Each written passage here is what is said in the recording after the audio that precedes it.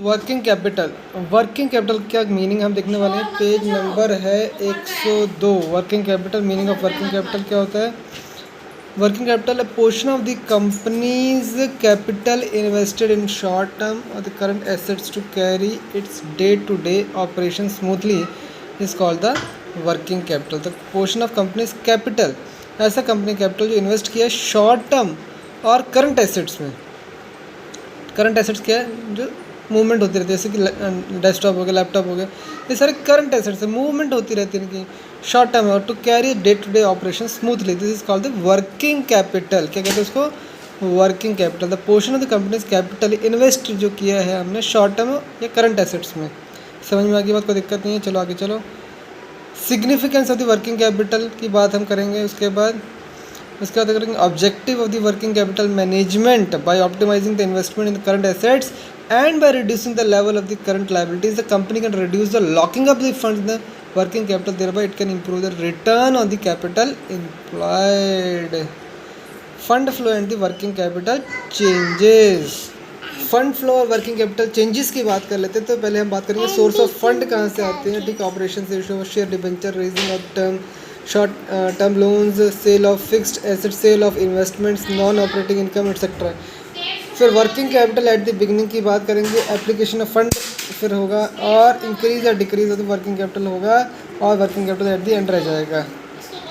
Current assets की बात कर लेते हैं। Current assets are those assets which are convertible into cash, उसे कहते हैं करंट एसेट। करंट में मेरे पास एसेट है, मैं तुरंत के तुरंत कैश में कन्वर्ट कर सकता हूँ, ये है मेरे current asset within 1 year.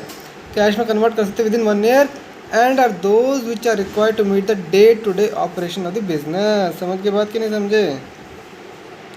तो करंट एसेट में क्या क्या आता है, इसमें कैश और बैंक बैलेंस तो आ ही जाता है, वो एसेट करंट एसेट कह लेते हैं। कैश और बैंक बैलेंस को क्या कहते हैं, तुरंतली बैंक बैलेंस को हम कैश में कन्वर्ट करते हैं, तो करंट एसेट्स में आते हैं।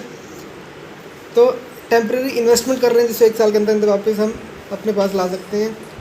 शॉर्ट टर्म एडवांसेस दे रखे हैं, प्री पेड एक्सपेंसेस हो रखे हैं, रिसीवेबल्स है कहीं से, inventory of the raw material है जिसको हम तुरंत बेच सकते हैं, और या फिर फिनिश गुड है जिससे पैसा इमीडिएटली ला सकते हैं। तो उसे कहते हैं करंट एसेट्स, पहले 1 साल के अंदर ला सकते हैं। ठीक है।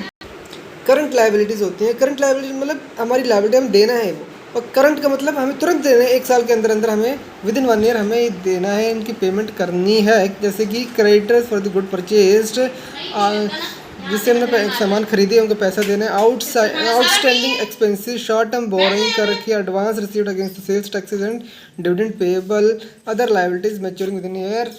और उसके बाद बात करेंगे हम ग्रॉस वर्किंग कैपिटल की। ठीक है। ग्रॉस वर्किंग कैपिटल क्या होता है, ग्रॉस वर्किंग कैपिटल क्या होता है। Gross working capital refers to firm's investment in the current asset. Current asset के लिए इन्वेस्टमेंट जो कर रखी है, जैसे कि एक लैपटॉप मान लो खरीदा, करंट एसेट, लैपटॉप मानेंगे हम करंट एसेट। क्या करंट एसेट की हमने बात की थी, जैसे कैश हो गया या फिर शॉर्ट टर्म इन्वेस्टमेंट होगी, जिसको हम तुरंत के तुरंत हम 1 साल के अंदर बेच के पैसा कमा सकते हैं। तो लैपटॉप ही है, बैंक को बेच के हम पैसा कमा सकते हैं, चाहे जितना भी है, लेकिन बेच के हम पैसा कमा सकते हैं। तो करंट एसेट ही है वो भी।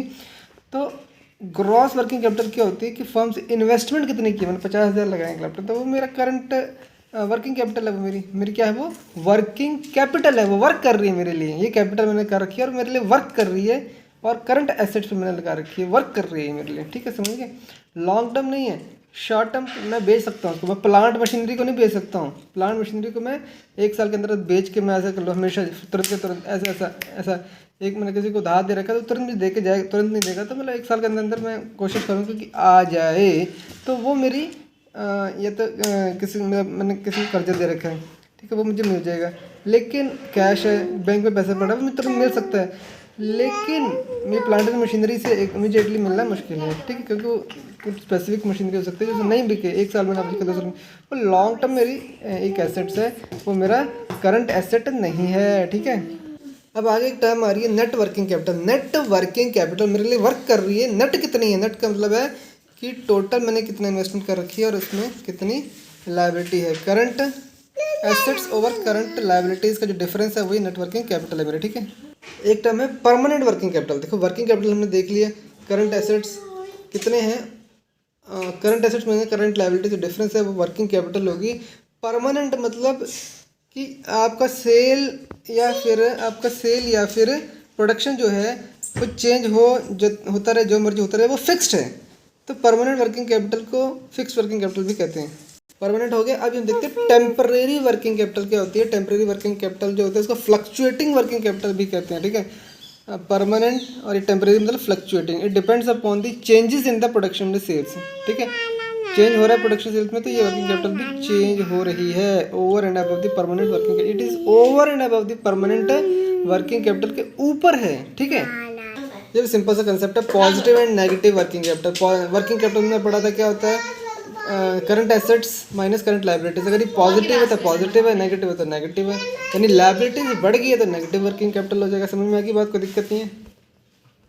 उसके बाद हम करेंगे ऑपरेटिंग साइकिल कॉन्सेप्ट, ठीक है। चलो आगे चलते हैं।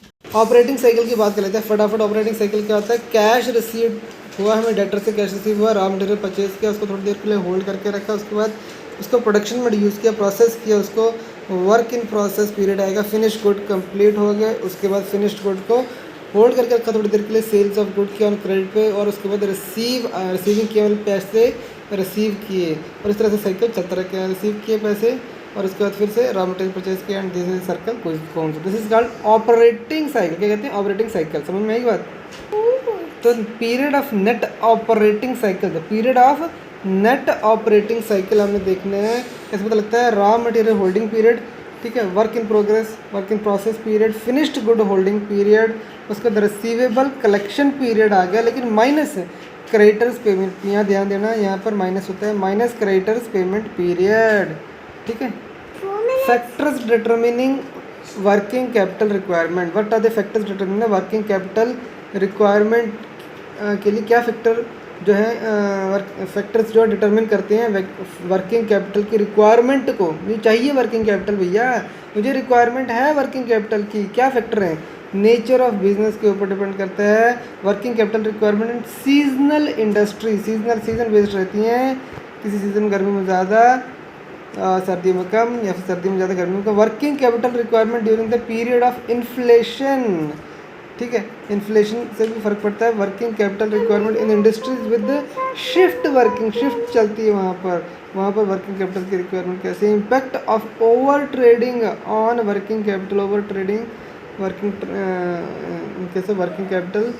और क्या है आगे, impact of the undercapitalization on working capital. Undercapitalization होती है ऑन वर्किंग कैपिटल, ठीक है, इसका इम्पैक्ट कैसे पड़ता है।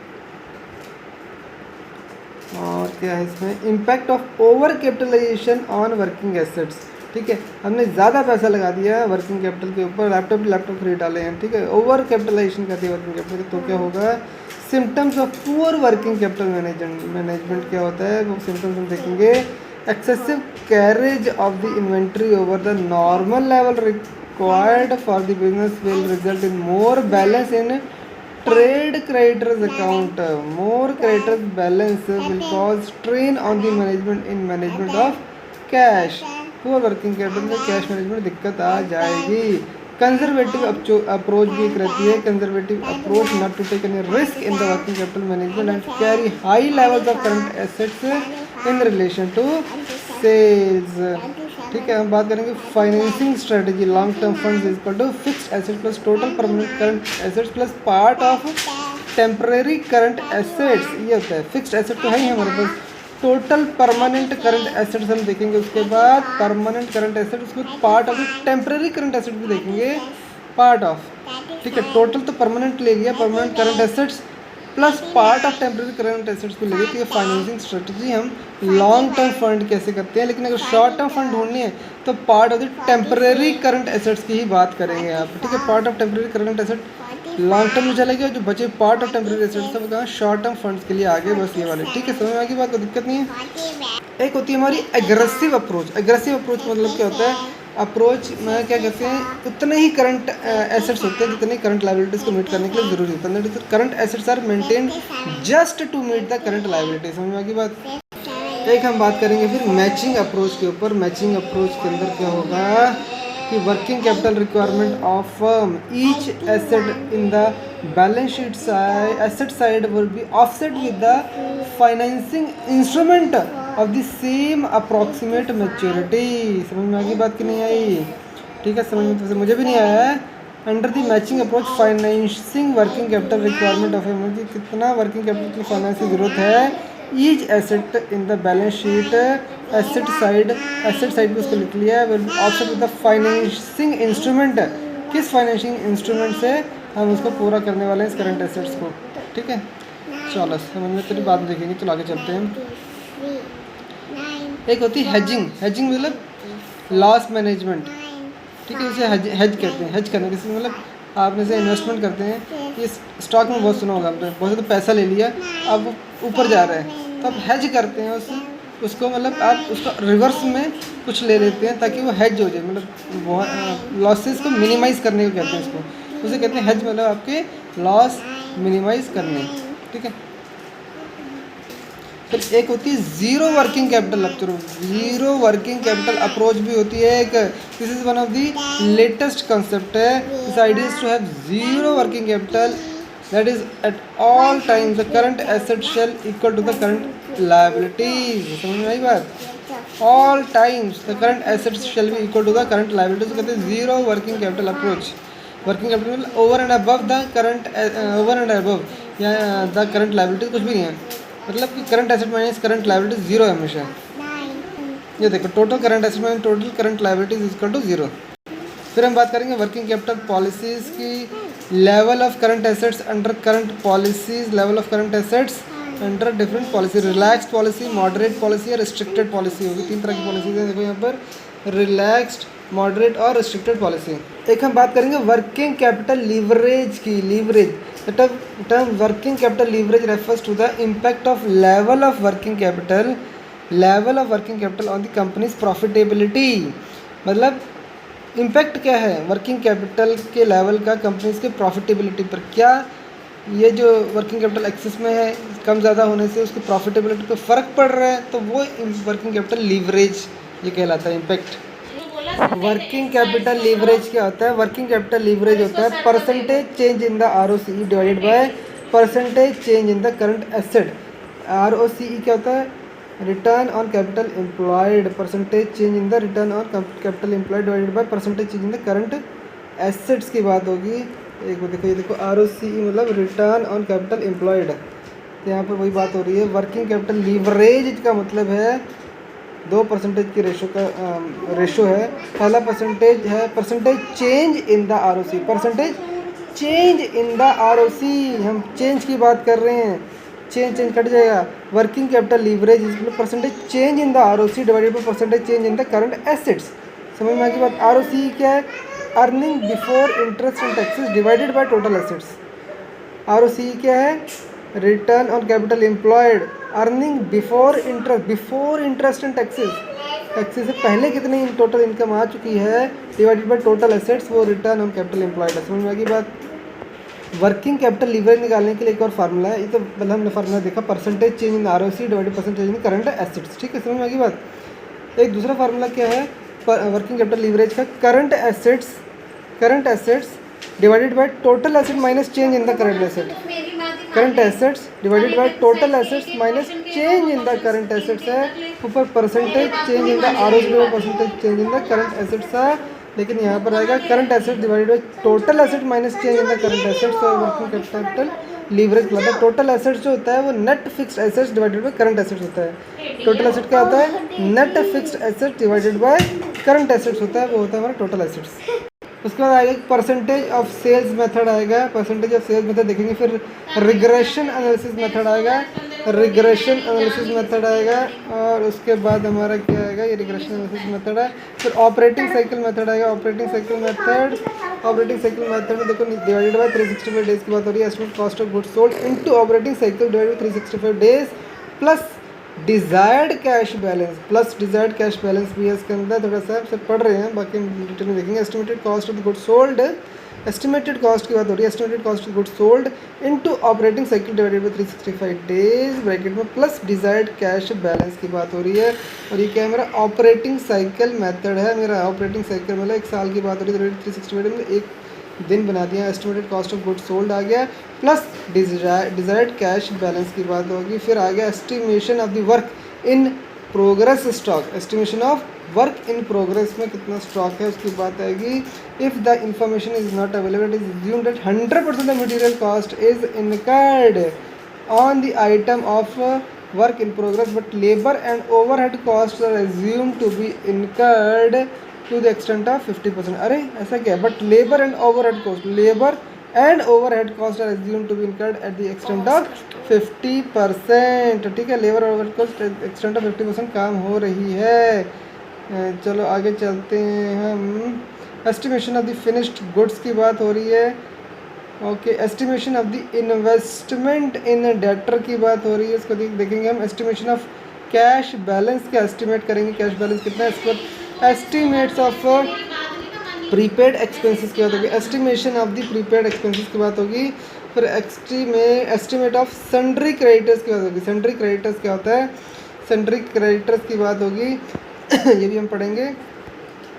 Generally the supplies the raw material consumer stores etcetera will allow the credit period for the payment called the trade credit. क्या कहते हैं इसे, ट्रेड क्रेडिट कहते हैं। Creditors provide the company with working capital requirement, the company should negotiate with the supplies maximum credit period eight lowest overall cost. ठीक है, sundry कहाँ आ गया, सन्ड्री का मतलब क्या होता है, एक सेकंड। सन्ड्री क्रेडिटर की बात हो रही है। Sundry creditor is the person who is responsible for the supplies of goods. मैं क्रेडिटर हूँ, मुझे देना है पैसे, सन्ड्री मतलब सामान। Sundry creditor is the person who is responsible for the supply of goods और services to another person firm on credit basis. ठीक है, मैं तुम्हें सामान दे दूंगा क्रेडिट बेसिस पर, तुम्हें पैसा बाद में दे देना, तो वो कहते हैं सन्ड्री क्रेडिटर। उसके बाद हम देखेंगे approaches to working capital estimation. Working capital estimate कैसे करना है, in estimation working capital two approaches and practice. Total approach, cash cost approach. Total दो अप्रोचेज हैं, टोटल अप्रोच है एक, तो दूसरी है कैश कॉस्ट अप्रोच। ठीक है, टोटल अप्रोच की बात करेंगे और कैश कॉस्ट अप्रोच की बात करेंगे। कैश कॉस्ट अप्रोच में बेसिकली क्या होता है, depreciation is excluded from the cost of sales. ठीक है, टोटल अप्रोच में क्या होगा, एस्टिमेट कॉस्ट में इंक्लूड डेप्रिसिएशन, इसमें डेप्रिसिएशन इंक्लूड होगी टोटल में डेप्रिसिएशन इंक्लूडेड होगी। कैश कॉस्ट अप्रोच में डेप्रिसिएशन इंक्लूड नहीं होगी। ठीक है, म्यूचुअल फंड की बात करेंगे, लेकिन 16-17 मिनट को हो गए। पेज नंबर क्या है हमारा, 121 से यहाँ बंद करेंगे हम।